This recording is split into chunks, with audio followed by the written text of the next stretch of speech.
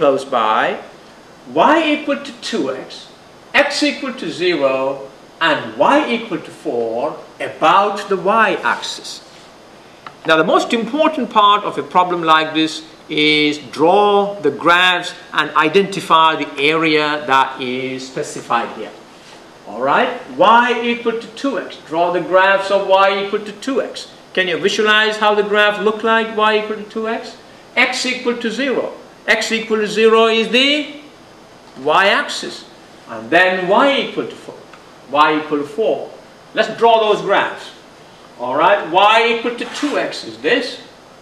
X equal to 0 is the y-axis. And this is y equal to 4. And what is the area that we want to enclose by all these? Y equal to 2x, y equal to 4, x equal to 0 is this area there. And this area needs to be revolved about where? About the y-axis. We need to revolve this about the y-axis. Alright? First of all, take dA with, we need to take the element area that is parallel to the y-axis. So when you take parallel to the y-axis, it will be like this. And what is the width of that area? The width of the area will be dx. So the width will be dx. What is the length of that area? Well, remember the area is vertical, therefore the length is the upper function minus the lower function. The upper function is y equal to 4, the lower function is y equal to 2x, therefore the length of the element is 4 minus 2x. Alright, what is the radius when you revolve this about the y-axis? That's what we're going to do. What's the radius of the shell generated? Radius is the distance of the element from the y-axis, which is called x. Is that right? Alright, let's write down these things. The length of dA is L of x equal to 4 minus 2x, the upper function minus the lower function. And R of x, the radius, equal to the distance of the element from the y-axis, which is x. And now what we need to find is what are the limits. Now limits, x can change from 0 up to here, and we need to find that point. How do you find that point? That point occurs where 2x and 4 crosses. In other words, set these two functions equal to each other. 2x equal to 4, and that gives you x equal to 2. So this is the point x equal to 2.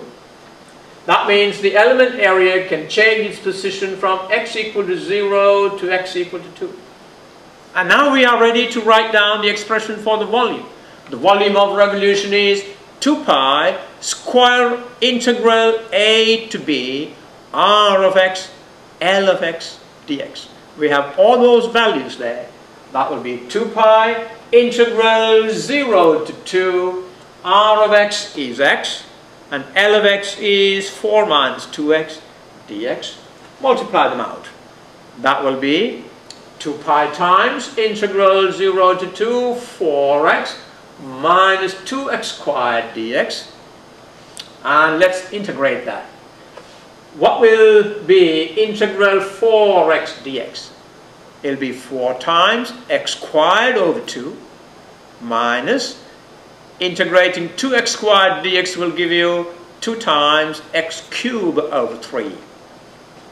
So that will be 2 pi 4 multiplied by x squared over 2 minus 2 multiplied by x cubed over 3. And as usual, we don't need to worry about the lower limit because it is 0.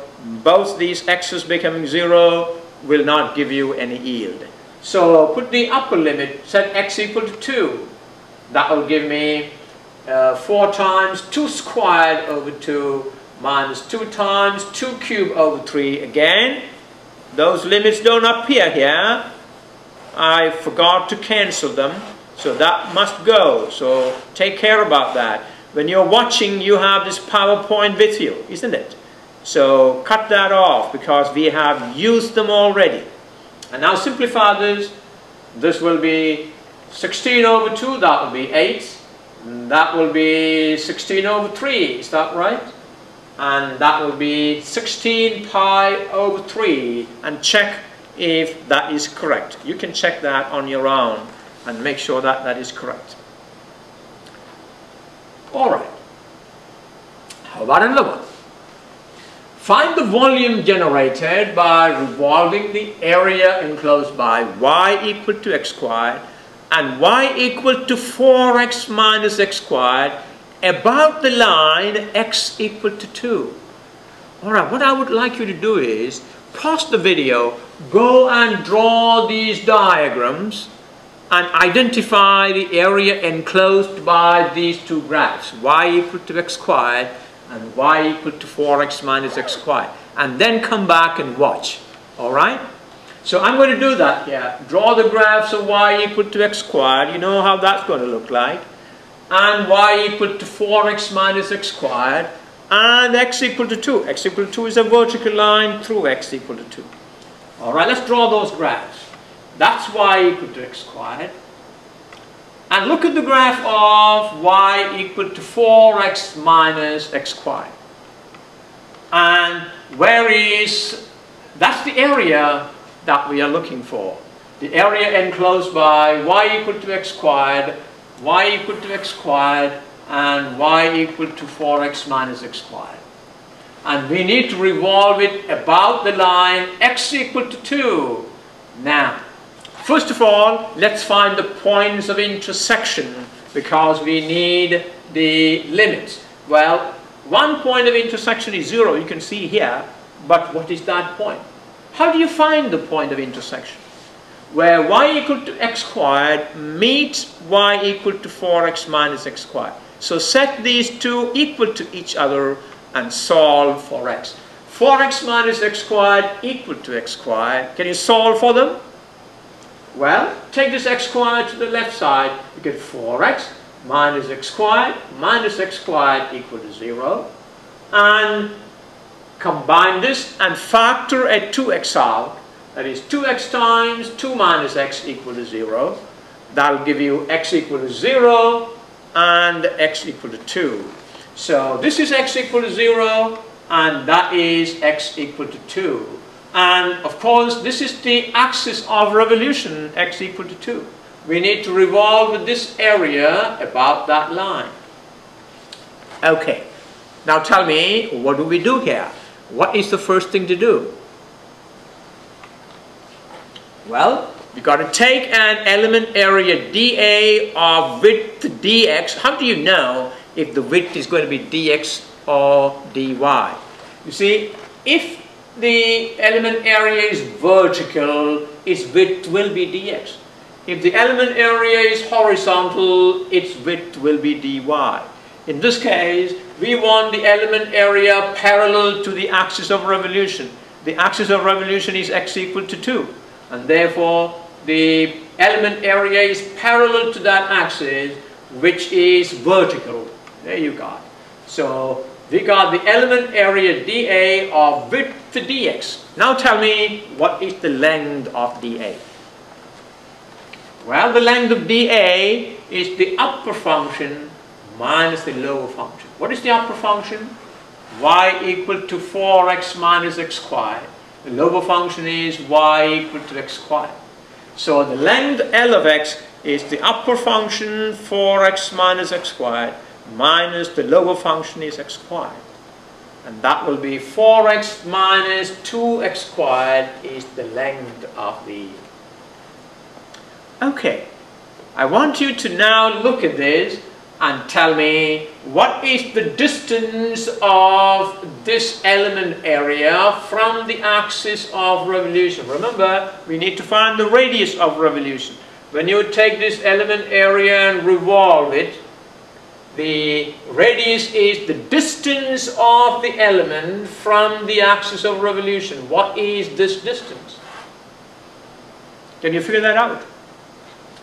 Well, to figure that out, what is the total distance from the y-axis to here, x equal to 2? From the y-axis to x equal to 2, that total distance is 2. Well, we want to find this distance, is that right?